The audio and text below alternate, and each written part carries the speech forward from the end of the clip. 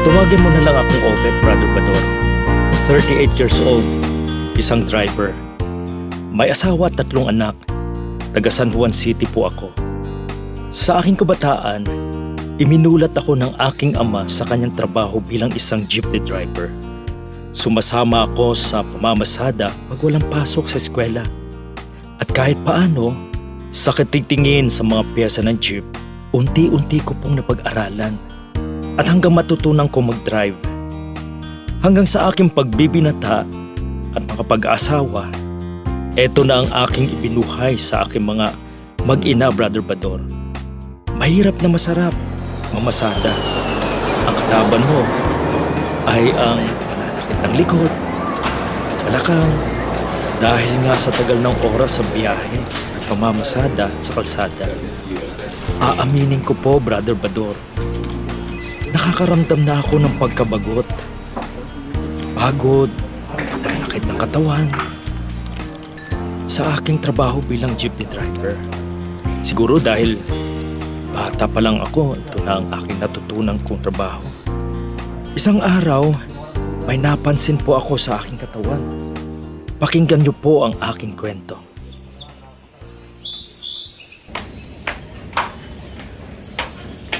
Obet!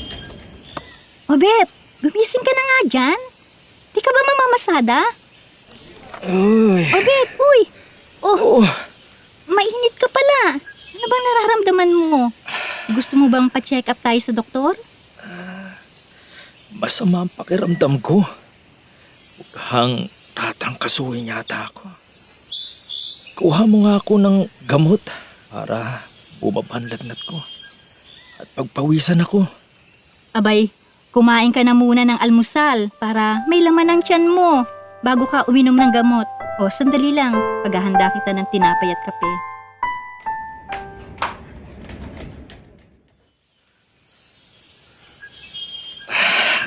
Akin na nga ang gamot at mainom ka na nga. O, heto. Andyan na rin yung tubig sa tabi mo para bukas makabalik ka na sa pasada. Alam mo naman pag wala kang biyahe, wala tayong pagkain.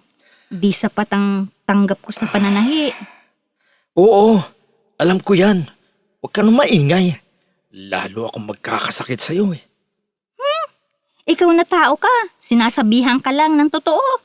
Bababa na nga ako at kukuha ko ng gulay sa likod bahay nang may pananghalian tayo. Sige na, sige na. Magpapahinga na ako.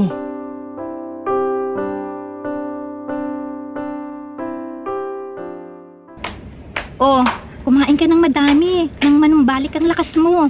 At uminom ka uli ng gamot para tuluyan ka ng gumaling. Wala na akong lagnat pero nanlalata pa rin ako. Mukhang masakit ang mga balakang ko at napapansin ko konti-konti na lang akong umihi. Ha? O sige, matapos kang kumain, matulog ka uli para bumalik ang lakas mo. Gusto mo bukas, punta tayo ng center. Ipapacheck up kita.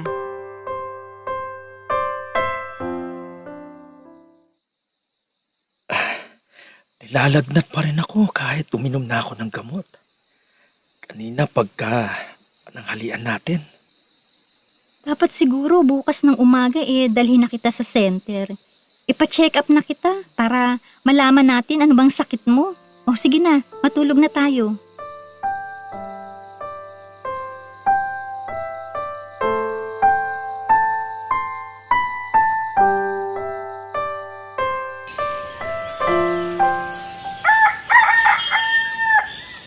Obet, maghanda ka na at pupunta na tayo ngayon sa center.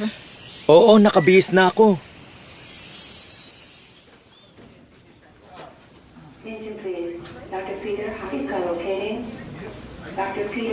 Interviewin po muna namin kayo. Ilang personal details lang po bago kayo tingnan ni Doc. Sige po. Lab test po tayo, dugo at ihi para malaman po sa nagmumula ang lagnat nyo. Antayin na lang po mamaya ang results. O, malalaman na natin kung saan ba nagmumula ang lagnat mo. Bakit ba pabalik-balik yan? Hindi lang ata trangkaso yan Baka may iba ka pang sakit. Oo, mamaya lalabas ang resulta ng ko at ihi ko. natin malalaman? Nakay Doc na po ang resulta. Kakausapin po kayo pag tinawag na yung pangalan nyo. Sige po, salamat. Oh, Juliana, Oh, sumama ka na sa loob pag tinawag pang pangalan ko. Para alam mo din kung anong diagnose ng doktor sa akin. Mr. Santos, ayon po dito sa resulta ng lab test, may infection po kayo sa ihi. Bibigyan ko kayo ng antibiotics para mamatay ang lahat ng bakterya. At uminom din po kayo ng madaming tubig para makatulong din na ma-flush out yung bakterya sa ihi nyo.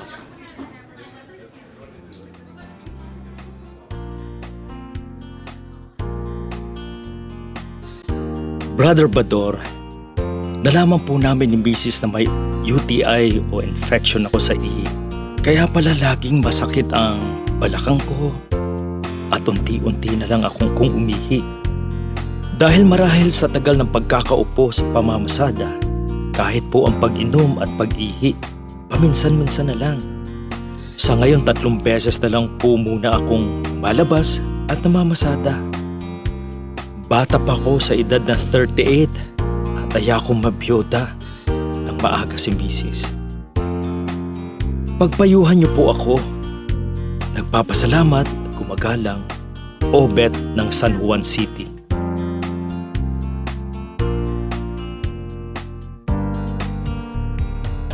Mapagpalang araw sa ating lahat. Kumusta? Narinig natin ang isinalaysay na kwento sa pangalang Obet. Ang UTI ay maaaring mawala kahit sa mga simple at natural na paraan lamang. Uminom ng 2 litrong tubig sa isang araw at kumain ng pipino araw-araw.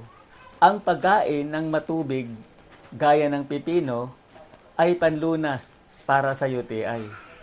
Makatulong ang pagkain ng pipino upang unti-unting mawala ang impeksyon sa ihi.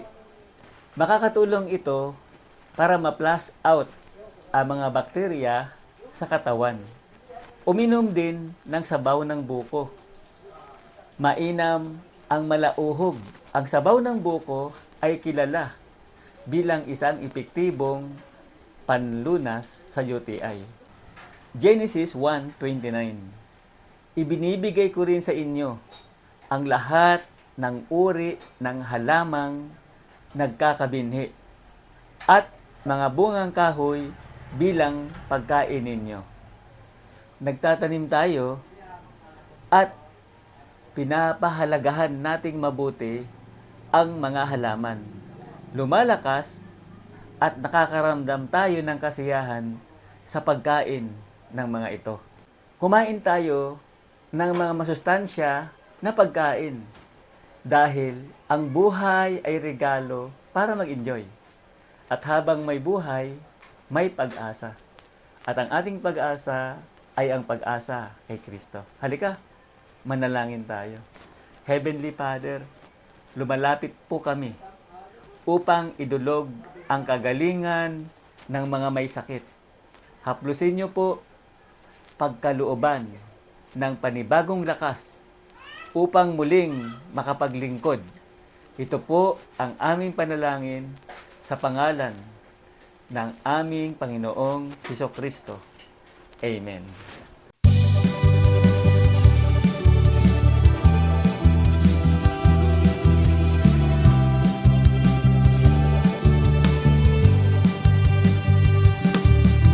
Si Jesus ay kumakatok sa atin, ang puso'y pagbuksan, siya'y naghihintay.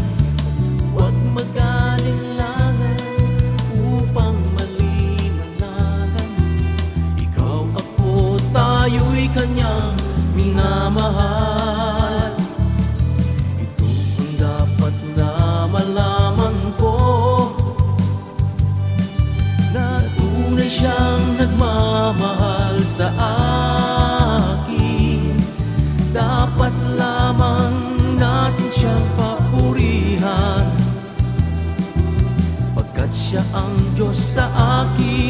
sumalang. Ika'y kanyang nilikha, kay gandang pagmasdan, at sa kapwa ay mayroong pagmamahal, pangunawa sa kapwa, laging nakaraan, dahil siya'y nasa puso't isipan. Dapat na kanyang pagharian, biyayang ay aking mararanasan, kapayapaan lubos na makakamtan, kasiyahan ko'y nararamdaman. Ika'y kanyang nilikha, kay gandang pagmasdan, at sa kapwa ay mayroong pagmamahal, pangunawa sa kapwa, laging nakalaan, dahil siya'y nasa puso't isipan. May malawak na pangunawa sa mga pagkakamali sa kapwa, mayroon ngang liwanag sa isipan, dahil siya ang tanging sandigan